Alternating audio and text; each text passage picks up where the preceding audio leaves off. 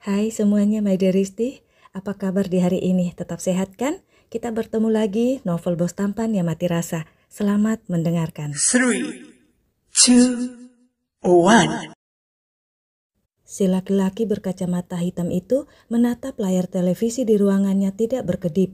Di layar itu tampak Amara yang sedang tersenyum ada di ruang pertemuan gedung Dirgantara Company.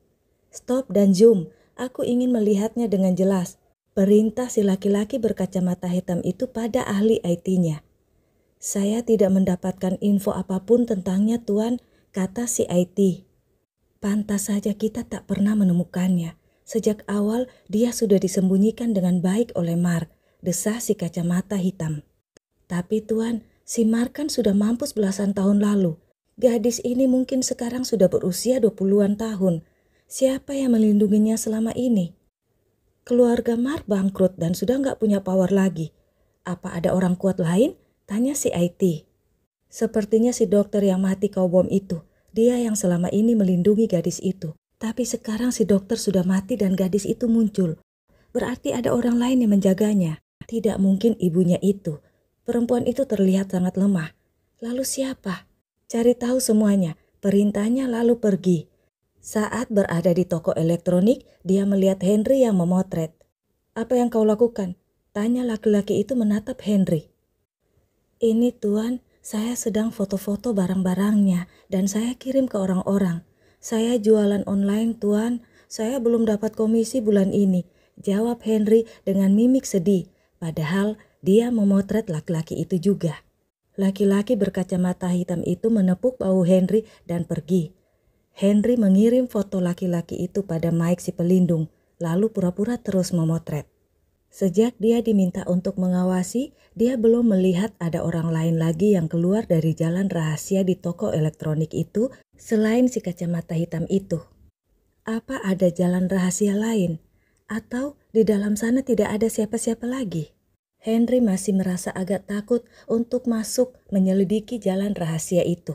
Kalau sampai dia kepergok, dia pasti akan dipecat dari pekerjaannya itu. Dan kalau dia sudah tidak bisa bekerja di toko elektronik itu lagi, dia akan sulit untuk mengawasi si laki-laki yang berkacamata hitam itu. Otomatis dia juga tidak akan mendapatkan bayaran lagi karena tidak bisa mengawasi si laki-laki berkacamata hitam itu. Mike mengirim foto dari Henry itu ke Andre dan Andre mengirimnya pada Alan untuk dicari tahu identitas orang itu. Andai saja Mar melihat foto itu, maka mereka akan lebih cepat tahu siapa orang itu. Tapi begitulah kehidupan.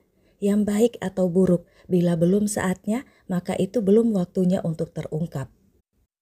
Di gedung Dirgantara Company, Dewan Direksi masih sibuk menghadapi protes Mona yang tidak menerima keberadaan Amara. Tapi semua orang tidak memperdulikannya lagi, begitu juga dengan Mike.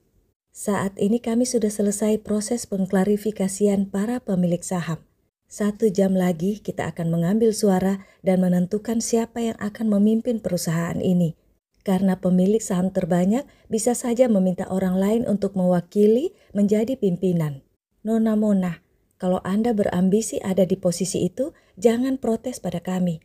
Tapi carilah dukungan, mengerti? Kita rehat selama 1 jam. Dan Dewan Direksi pun keluar dari ruang pertemuan itu. Steve mengajak 4 sahabat juga Alana dan 3 anaknya untuk ke ruangannya. Kenapa kita nggak ke ruangan bos saja? Perusahaan ini kan miliknya, apalagi sudah terbukti Ara pemilik saham terbanyak, protes Dio. Saat ini Mar bukanlah pimpinan, tidak etis kita ada di ruangan itu. Kita juga harus menghormati para Dewan Direksi, jangan mempersulit mereka, kata Alana. Setuju, itulah etika dan attitude. Lagian keperluan perut kita sudah disiapkan di ruangan Steve. Ayo silakan masuk, kata Dim. Benar saja, ada banyak makanan di sebuah meja yang sepertinya baru diletakkan di ruangan itu untuk makan siang mereka. Dio sangat kegirangan. Tangannya langsung mencomot cemilan. Siapa yang menyiapkan ini semua? Kak Maya? Tanya Clay. Bukan, karena Kak Maya tak tahu ada pertemuan ini. Menjaga supaya Tante Mika tidak khawatir. Dari dulu Tante Mika selalu mencemaskan Mark. Apalagi pertemuan ini menyangkut nasib Mike juga. Itu alasannya Kak Maya dan Tante Mika tidak tahu. Satu-satunya nyonya yang ada di sini yang menyiapkan makanan ini. Jelas Dim, tapi tak berani melihat pada Alana. Dia tahu Alana pasti akan meminta penjelasannya tentang statusnya yang sudah resmi jadi istri Mark. Tidak aman menjelaskan hal itu di tempat yang mungkin saja terdapat musuh. Lagi pula, Mark lah yang bertanggung jawab untuk menjelaskan hal itu pada Alana. Oh iya, kapan kalian? Dio ingin bertanya tapi langsung disikut Clay.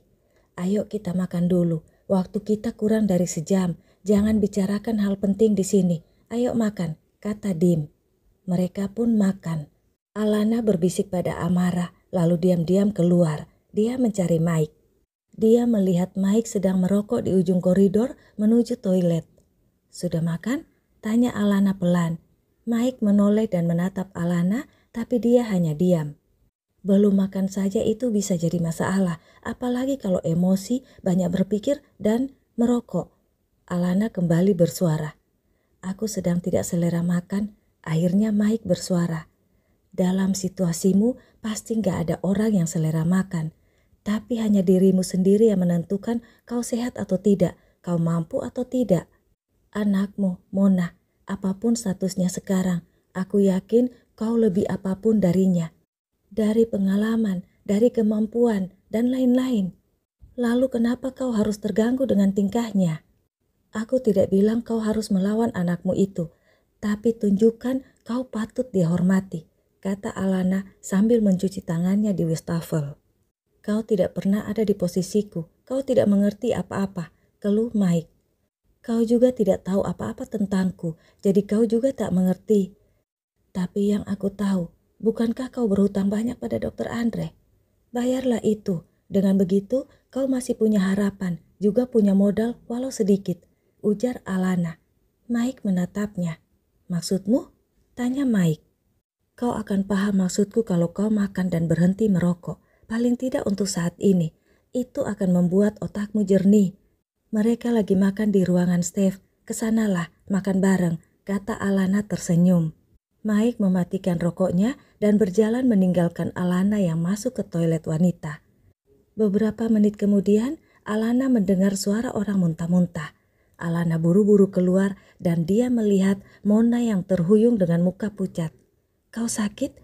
Tanya Alana, mengambil tisu dan langsung menyeka mulut Mona. Mona melirik dan langsung menepis tangan Alana saat melihat itu adalah Alana. Jangan sok baik, itu trik kuno. Munafik, celetuk Mona Judes dan membasuh wajahnya. Kau boleh marah padaku untuk alasan apapun itu.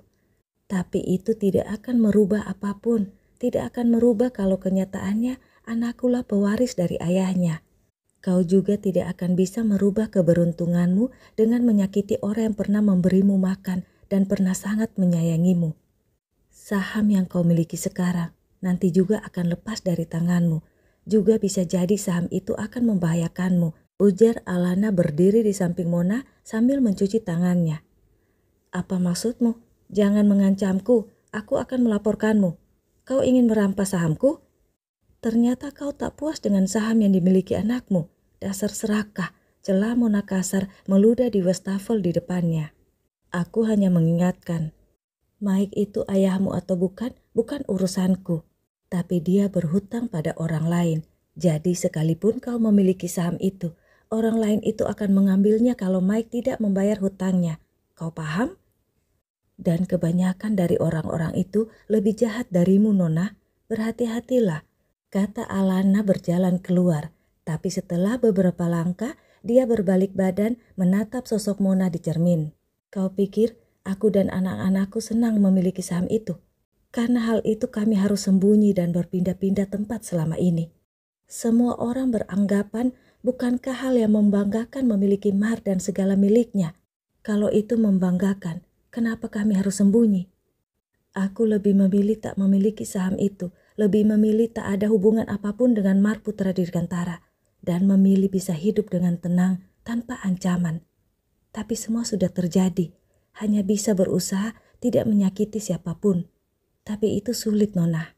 Tidak menyakiti, pasti akan disakiti, kata Alana lalu keluar. Mona terdiam, tapi tetap mengeraskan hatinya.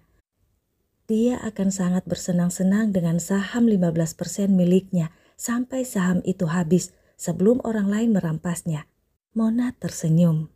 Saat di koridor, Alana ingin menelpon Mike si pelindung saat seorang wanita melewatinya. Alana menoleh dan mengikuti dengan pandangan matanya sampai wanita itu masuk ke toilet perempuan. Itu wanita, tapi Alana merasa ada yang aneh. Alana berbalik dan berjalan perlahan ke toilet lagi, ingin mengintip saat dia mendengar suara. "Diam dan jangan melawan. Cepat tanda tangan kertasnya atau aku akan membunuhmu."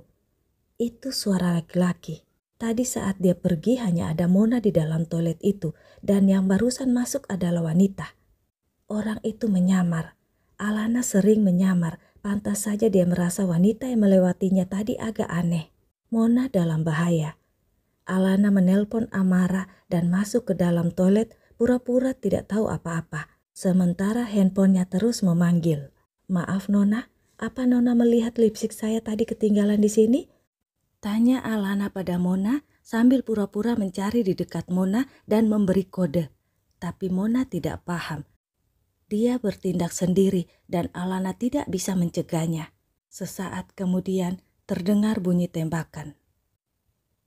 "Tell me something girl, are you happy in this modern world?